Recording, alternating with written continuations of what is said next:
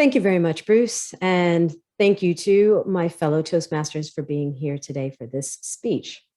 This is the second time that I am delivering this level 2 project 1 speech on leadership styles. The last time I did it, the title of my speech was Becoming the Best at Our Worst. Before I get into that one, I'm going to first just identify there are 8 leadership styles that are outlined in the Toastmasters project. This is in order of how I was ranked for my personal leadership style. Coaching, which is more of a hands-on approach that helps the person that they're coaching.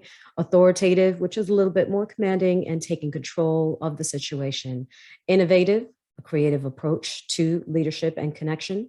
Affiliative, which involves the other person in the process as well.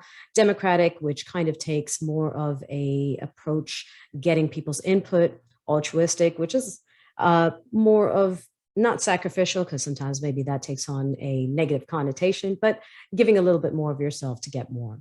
Pace setting, which is a little bit more timely, and then bureaucratic, which is quite following the rules.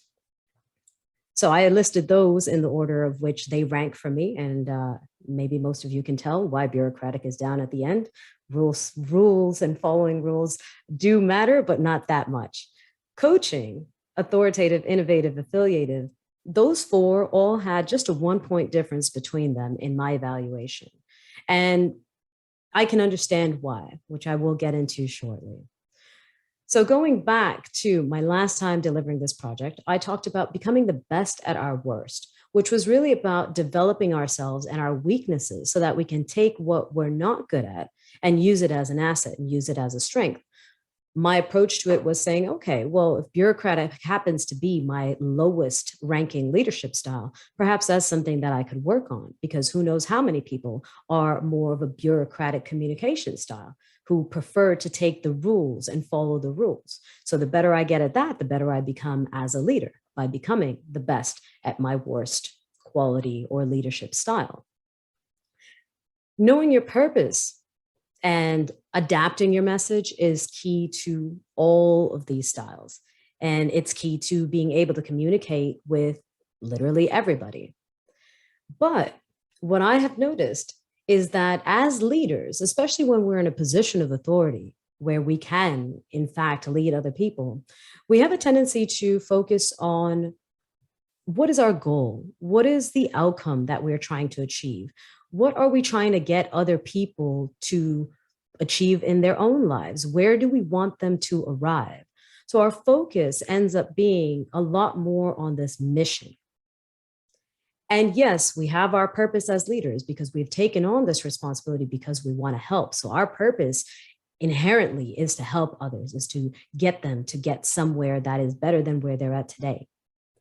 But what I feel we lack sometimes, and it is really to our detriment because there's so much value in it, is our inability or our lack of desire to touch upon our first chapter, as is the theme of this meeting, is to go back to that first chapter and reconcile our past, our experiences, and find the strength in them and how we can communicate that to other people.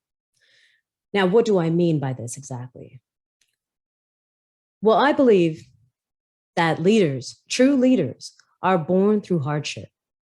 Our strength as leaders is because we have gone through something. It's because we have encountered tons of obstacles, and it's because we have conquered those obstacles. That's why we can lead, because we have stepped ahead of all of those challenges that we've experienced. And we know that it's possible. And we know that others can also make it possible in their own lives.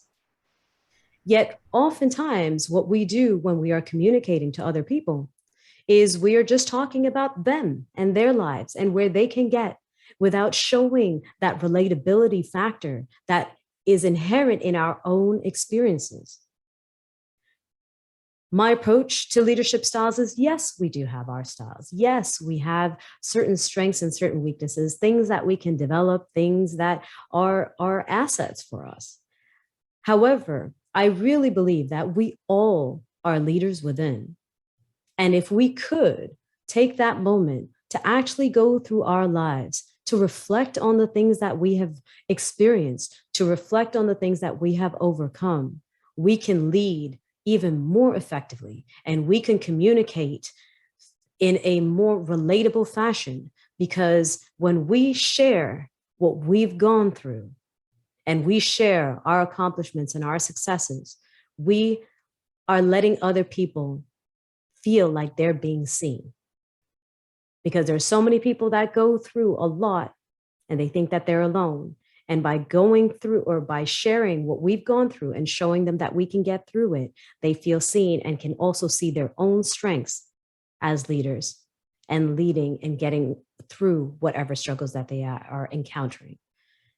So my challenge to all of us is to be a little bit more vulnerable. Yes, you've gone through whatever you've gone through in your life, and maybe it was ugly and maybe it was difficult and maybe you're not proud of what you were or who you were in that moment, but who you are today is something to be proud of. And what you have to offer today is something that is of value to someone out there, but probably many. And with that, I would like to say that hardship creates really great leaders if you're willing to reconcile with that past, reconcile with what you've gone through, and take that and create a message for other people that they can follow as well. Thank you very much.